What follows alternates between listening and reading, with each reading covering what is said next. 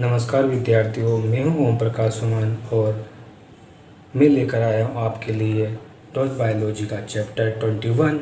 और चैप्टर 21 में हम पढ़ रहे थे हमारी अधिचर्म, हमारी चर्म और इससे होने वाले विध्वंस के बारे में। तो आज हम पढ़ेंगे त्वचा में कौन कौन सी ग्रंथियाँ पाई जाती हैं मित्रों।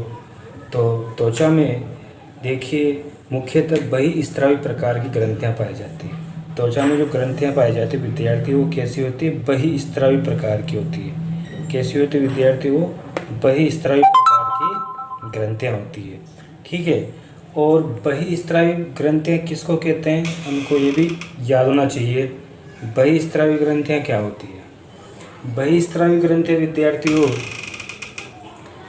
नलिका के माध्यम से ये अधिचर्म की सतह पर खुलती है। किसके माध्यम से खुलती है? अधिचर्म की सतह पर खुलती है। तो ग्रंथियाँ विद्यार्थियों जो हमारी त्वचा पर विभिन्न प्रकार के स्त्राव प्रकट करती है, उसमें मुख्यतः बहिस्रावी प्रकार की ग्रंथियाँ होती है। तो विद्यार्थियों जो ग्रंथियाँ होती है, जो ग्रंथियाँ विद्यार्थियों बहिस्रावी प्रकार की होती है, वो क्या करती है? वो नलिका के माध्यम से अधिचर्म की नलिका के माध्यम से क्या करते हैं विद्यार्थियों? वो अधिचर्म की सतह पर खुलती है। किसकी सतह से खुलती है? नलिका के माध्यम से अधिचर्म की सतह पर खुलती है। और विद्यार्थियों जो बहित्वक ग्रंथियाँ हैं, इनका निर्माण मेलपीग स्तर के चर्म में अंतर्वलन से होता है। विद्यार्थियों मेलपीग स्तर के चर्म में अंतर्वलन से, तो विद्यार्थियों जो नीचे यहाँ पे मेलपीग स्तर पाया जाता है, ये मेलपीग स्तर होता है विद्यार्थियों, ये चर्म में क्या हो जाता है? अंतर्वलित हो जाता है। इस प्रकार से कुछ ग्रंथि ऐसे बन गए, कुछ इसकी बन गए। तो इस प्रकार से ये जो मेलपीग स्तर होता है वो किस में अंतर्वलित हो जाता है? चर्म में अंतर्वलित हो जाता है। ठीक है। तो दो चीज़ें हमको याद रखनी है कि त्वक ग्रंथियाँ जो होती है विद्यार्थी, त्वक ग्रंथियाँ ये बहिस्रावी प्रकार की होती है और बहिस्रावी ग्रंथियाँ नलिका के माध्यम से अधिचर्म की सतह पर आकर खुलती है। इनका निर्माण की बात करें तो इनका निर्माण मेलपीग स्तर के चर्म में अंतर्वलन से होता है। ये याद रखना कि त्वक ग्रंथियों का निर्माण कैसे होता है। तो त्वक ग्रंथियों का निर्माण मेलपीग स्तर के चर्म में अंतर्वलन से होता है। और हम बात करते हैं ये ग्रंथियाँ, बहिस्रावी जो ग्रंथियाँ होती है विद्यार्थियों, ग्रंथियाँ मुख्यतः हमारे पास कितने प्रकार की होती है? ये 3 प्रकार की होती है विद्यार्थियों। पहली होती है मीरोक्राइन, होलोक्राइन, एपोक्राइन। 3 प्रकार की होती है, मीरोक्राइन, होलोक्राइन और एपोक्राइन। मीरोक्राइन का मतलब क्या होता है कि स्रावी पदार्थ जो होता है वो झिल्ली से रिस कर बाहर आता है। रिस कर कैसे आएगा? जैसे कि मान लीजिए ये कोशिका बना दी मैंने, इस प्रकार से ये कोशिका है, तो इस कोशिका से स्रावी पदार्थ क्या होगा? जो कोशिका झिल्ली होती है, ये झिल्ली होती है। ठीक है। इस कोशिका झिल्ली से जो पदार्थ है वो रिस के बाहर आएगा और नलिकाओं के माध्यम से अपने लक्ष्य अंग के पास पहुंचेगा। ठीक है। तो इस प्रकार से होती है। तो पहली होती है मीरोक्राइन। मीरोक्राइन का मतलब होता है स्रावी पदार्थ झिल्ली से रिस कर बाहर आता है। और इसका अच्छा सा एग्जाम्पल होता है विद्यार्थी श्वेत ग्रंथि। क्या इसका एग्जाम्पल क्या होता है? श्वेत ग्रंथि। दूसरे प्रकार की ग्रंथि होती है, वो होते हैं होलोक्राइन प्रकार की ग्रंथि। कौन सी होती है? होलोक्राइन। ठीक है। होलोक्राइन प्रकार की होते हैं। होलोक्राइन में क्या होता है? कोशिका स्त्राव के साथ टूट जाती है। कोशिका जो होती है वो स्त्राव के साथ टूट जाती है, मतलब ये जो कोशिका थी ये पूरी की पूरी डिस्ट्रॉय हो जाती है। जहाँ से भी ये कोशिका थी ये पूरी की पूरी नष्ट हो जाती है, टूट जाती है। और टूट के जो अपना स्त्राव होता है उसको लेकर के उस अंग के पास पहुँच जाती है। एक तो होती है कि इससे पदार्थ थोड़ा थोड़ा रिस कर निकल के बाहर आए मीरोक्राइन में। होलोक्राइन में क्या होता है कि जो कोशिका होती है पूरी टूट जाती है, टूट के अपने स्त्राव को जो भी अपना लक्ष्य अंग होता है वहाँ पर ले, जैसे तेल ग्रंथि है। अब तेल ग्रंथि क्या हो जाती है? अपने स्त्राव के साथ टूट जाती है और हल्का सा चिकनाहट हमको नज़र आती है, इसी वजह से होती है। अगली होती है एपोक्राइन। एपोक्राइन का मतलब क्या होता है? एपोक्राइन में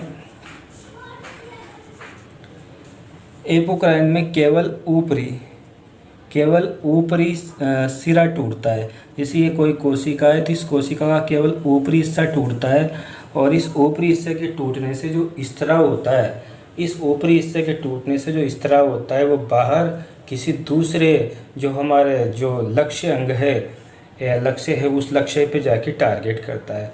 तो स्तन ग्रंथि के ऊपर जो क्या नाम से निपल्स पाए जाते हैं, उन निपल्स के ऊपर ये क्या नाम से एपोक्राइन ग्रंथियाँ होती है। इन एपोक्राइन ग्रंथियों के माध्यम से दुग्ध वगैरह का स्त्राव हो जाता है। ठीक है, तो इस प्रकार से हम त्वक ग्रंथियों के बारे में बात करें। विद्यार्थी एक बार फिर देख लेते हैं। त्वक ग्रंथियाँ जो होती है बहिस्रावी प्रकार की होती है और बहिस्रावी नलिका के माध्यम से अधिचर्म की सतह पर खुलती है। निर्माण इनका मेलपीक स्तर के चर्म में अंतर्वलन से होता है। और बहिस्रावी ग्रंथियों के प्रकार 3 होते हैं, म्यूरोक्राइन, होलोक्राइन और एपोक्राइन। म्यूरोक्राइन का मतलब इनसे पदार्थ रिस के बाहर आएगा, अर्थात इसका एग्जाम्पल होगा श्वेत ग्रंथि। होलोक्राइन जो होता है कोशिका स्त्राव के साथ टूट जाती है, और इसका एग्जाम्पल होगा तेल ग्रंथि। इसके अलावा एपोक्राइन की बात करते हैं। एपोक्राइन में क्या होता है, केवल ऊपरी सिरा, इसमें केवल ऊपरी सिरा टूटता है। इसका अच्छा एग्जाम्पल हो जाएगा स्तन ग्रंथियाँ। ठीक है, नेक्स्ट बात करते हैं हम ग्रंथियों के प्रकार। तो प्रकार में सबसे पहले आते हैं हमारे पास श्वेत। हमारी पहली त्वक ग्रंथि जिसका नाम होता है विद्यार्थी श्वेत ग्रंथि, उसका नाम क्या होता है, श्वेत ग्रंथि। श्वेत ग्रंथि के बारे में हम बात करते हैं तो ये जो श्वेत ग्रंथि होती है ये सरल नलिकाकार ग्रंथियाँ होती है। कैसी होती है, ये सरल नलिकाकार ग्रंथियाँ होती है, और ये क्या होती है, हमारी जो चर्म होती है उस चर्म में धसी रहती है। ठीक है, हमारी चर्म में धसी हुई रहती है श्वेत ग्रंथियाँ, जो डायग्राम मैंने आपको बताया था। ठीक है, पिछले वीडियो में आप देखना उसको, कहाँ पर श्वेत ग्रंथियाँ स्थित होती है। तो विद्यार्थियों जो क्या होती है, ये नलिका के माध्यम से चर्म में खुलती है। जैसे कि मान लीजिए श्वेत ग्रंथि हमारी चर्म हो जाएगी। ठीक है, इस चर्म में इस प्रकार की ये ग्रंथियाँ होती है गांठे से बनी हुई, और ये क्या होती है हमारी चर्म में, ये तो होती है हमारी क्या नाम से चर्म। ठीक है, चर्म में खुलती है, और ये एक्राइन प्रकार की होती है। कैसी होती है, एक्राइन प्रकार की होती है। एक्राइन का मतलब होता है, एक्राइन प्रकार की होती है। एक्राइन का मतलब एक्राइन या मीरोक्राइन है ना। एक्राइन या मीरोक्राइन प्रकार की होती है क्योंकि इनका स्त्रावी पदार्थ कोशिका से रिस कर क्या होता है, बाहर निकलता है। ये एक्राइन या मीरोक्राइन प्रकार की होती है क्योंकि इनका जो स्त्राव पदार्थ होता है वो कोशिका से रिस कर बाहर निकलता है। आगे नेक्स्ट बात करते हैं हम इसी की। इनकी संख्या 20 लाख होती है विद्यार्थियों। इनकी संख्या कितनी होती है, अगर हम संख्या की काउंट करें तो संख्या कितनी होती है, इनकी संख्या होती है लगभग 20 लाख। कितनी होती है संख्या, 20 लाख होती है। और आँखों की पलकों, जन्नांगों तथा स्तनों के निप्पल पर पाई जाती है भाई श्वेत ग्रंथियाँ। निप्पल के आसपास का जो भाग होता है उसके वहाँ पर पाई जाती है। और हम इसकी बात करते हैं, हथेली और तलवों और बगलों में सर्वाधिक होते हैं। जैसे हमारी बगल होती है, जैसे हमारी जो हथेली है, ये हथेली वगैरह, इस हथेली पर और यहाँ पे जो बगल होती है, जैसे ये किनारा होता है या ये किनारा ले लीजिए, तो इन बगलों पर ये सर्वाधिक पाई जाती है। और बात करते हैं आँखों की पलकों, जन्नांगों तथा स्तनों पर पाई जाती है। हमने डिस्कस कर ही लिया। हथेली व तलवों और बगलों में सर्वाधिक पाई जाती है। इसका कार्य क्या होता है विद्यार्थियों, इसका कार्य मैं आपको बताता हूँ। इसका कार्य होता है शरीर का ताप नियमन करना, क्योंकि इनके द्वारा पसीने का स्त्राव किया जाता है, और पसीने से क्या होता है, हमारे शरीर का ताप नियंत्रण होता है। हमारे शरीर का क्या होता है, ताप नियंत्रण होता है। तो विद्यार्थियों ने बात करी श्वेत ग्रंथि की। श्वेत ग्रंथि का मतलब क्या है कि श्वेत ग्रंथि ये सरल नलिकाकार ग्रंथि होती है। याद रखना, ये चर्म में धसी हुई रहती है। हमारी चर्म जो होती है उनमें धसी हुई रहती है, और नलिका के माध्यम से चर्म में खुलती है।